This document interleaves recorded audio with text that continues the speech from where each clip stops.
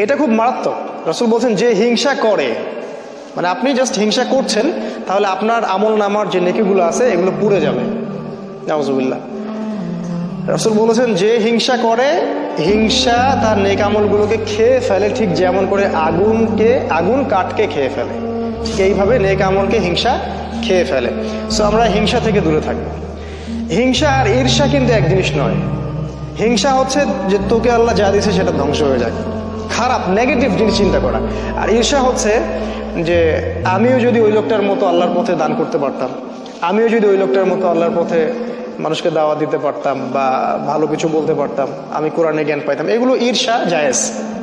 আল্লাহ রাসূল বলছেন দুইজন ব্যক্তির ক্ষেত্রে ঈর্ষা জায়েজ। যাকে আল্লাহ সম্পদ দিয়েছেন এবং সে দিন রাত আল্লাহর পথে খরচ করে, এই ব্যক্তিকে দেখে ঈর্ষা করা জায়েজ, যে আল্লাহ আমাকে দিলে আমিও ইনশাল্লাহ করতাম। আরেক ব্যক্তিকে দেখে জায়েজ, সে ব্যক্তির কাছে জ্ঞান আছে, কোরআন সুন্নাহর জ্ঞান আছে এবং সেই জ্ঞান দিয়ে সে মানুষকে ভালো কিছু শেখায়, এটা তার জন্য ঈর্ষা করা জায়েজ। আর হিংসা অন্য জিনিস, নেগেটিভ থট, সেটা হচ্ছে মানুষকে তোরটা ধ্বংস হয়ে যায়, এটা ঈর্ষা, হিংসা।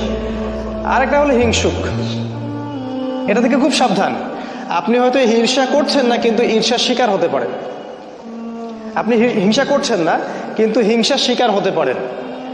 আর এই বিশ্বাস করেন আমার কথা, এটা ইসলাম বিরোধীদের মধ্যেও যেমন আছে, ইসলাম পন্থীদের মধ্যেও তেমন আছে।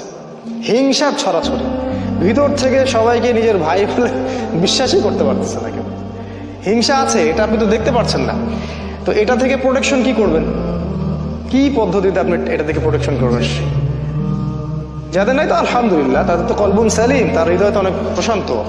যেমন একজন সাহাবী সম্পর্কে রাসূল বলেছেন ওই সাহাবী জান্নাতে যাবে, তাকে ইনভেস্টিগেট করে দেখা গেল সে তেমন কোনো আমলই করে না, খালি ফরজ ওয়াজিবের উপর আমল করে।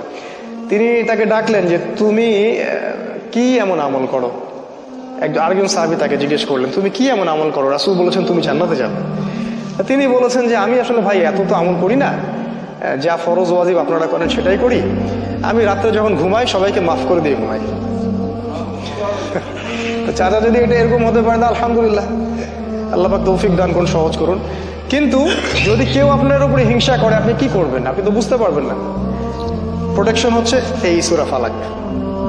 আপনি দিন রাত সূরা ফালাক পড়েন, হিংসুকের হিংসা থেকে ইনশাল্লাহ বেঁচে থাকবেন।